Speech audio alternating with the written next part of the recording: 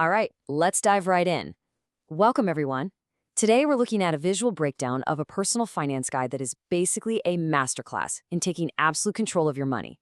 We're going to walk through a highly structured approach to personal financial management using 7 incredibly actionable strategies. If you've ever felt like your cash just vanishes into thin air the second you get paid, this explainer is meant exactly for you. We're mapping out a clear, step-by-step journey from the exact moment your paycheck hits your account, right up to the moment you can finally rest easy knowing your financial future is secure. So are you constantly worried right before your salary ends? It's a heavy question, isn't it? You know that sinking feeling around the 24th or 25th of the month? You check your bank balance and you realize you're running dangerously low. But hey, the month definitely isn't over yet. Look, it's a completely universal pain point. The anxiety of running out of money before the next payday is something that keeps so many people awake at night. But today, we're going to completely rewire how we handle our paychecks to make sure you never, ever have to ask yourself this stressful question again. Here is our exact roadmap for today. First, tackling end-of-month anxiety. Second, proper income distribution. Third, stopping unnecessary spending. Fourth, the tactical cash envelope method. And fifth, preparation for the future. Let's jump right in. Starting off with phase 1, end-of-month anxiety, the universal anxiety of running out of money.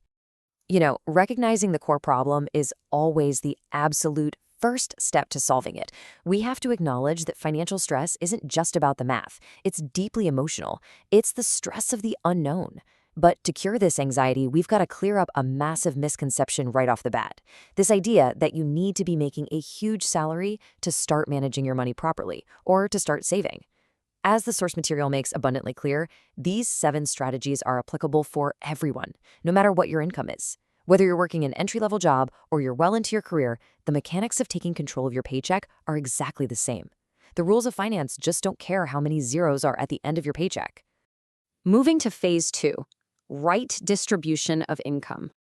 Okay, so the moment you get paid, you need a system, a framework that totally removes the guesswork from budgeting. This is our first major tip, the famous 50-30-20 rule. You take your income and immediately divide it into 3 very specific slices. 50% goes to your needs. So these are your absolute non-negotiables like rent, electricity, and basic groceries. Then 30% goes to your wants. This is for shopping, outings, eating at restaurants. It's the fun stuff, and yes, you are absolutely allowed to have fun. Finally, the golden slice. 20% goes straight to savings. It's a beautifully simple formula that makes sure you cover your survival, your enjoyment, and your future all at once. But to actually make this work, there's a vital psychological trick you have to apply. You completely must shift to a save-first mentality. Think about it. Spend first, save what's left is what practically everyone does, and it's a total recipe for failure because, magically, there's never anything left to save at the end of the month. You have to flip that around to save first, spend what's left. The literal moment your salary arrives, you take that 20% we just talked about and you lock it away in a savings account immediately. Do this before you pay a single bill, before you buy a coffee. Whatever's left over in your primary account is what you are actually allowed to spend. It flips the entire script and forces you to prioritize yourself first. All right, phase 3, stop unnecessary spending. Now that we've secured the savings, this is where we play defense and plug those sneaky leaks in our financial bucket. We've all been victims of our own lack of impulse control, right? Well, here is a highly effective 3-part defensive strategy. Step 1 is the 24-hour wait rule. Before making any significant purchase, force yourself to wait a full 24 hours. Honestly, the initial dopamine rush of that 2 a.m. online shopping spree almost always dies out in that window. Step 2, audit your digital subscriptions. Netflix, that language app you haven't opened since 2021, the gym membership fueling your guilt, just cancel them. Those tiny monthly charges secretly drain massive amounts of cash over the course of a year. And step 3, never go grocery shopping without a strict list. If you walk into a store without a plan, the store's marketing team will gladly make a plan for you, which means extra, totally unnecessary expenses. Stick to the list, buy only what you need. Next up, phase 4, the cash envelope method. A physical, tactical budget strategy. But what if behavioral tricks just aren't enough for you? Well, here's how a physical barrier enforces strict discipline. You grab physical envelopes for specific spending categories, say one for groceries and one for entertainment. You literally withdraw your budgeted cash and stuff it into these envelopes. The golden rule here is absolute. When the envelope is empty, your spending in that category completely stops until the next month. period. No swiping a credit card, no quick digital transfers. The physical reality of actually seeing the cash disappear completely changes your relationship with your spending.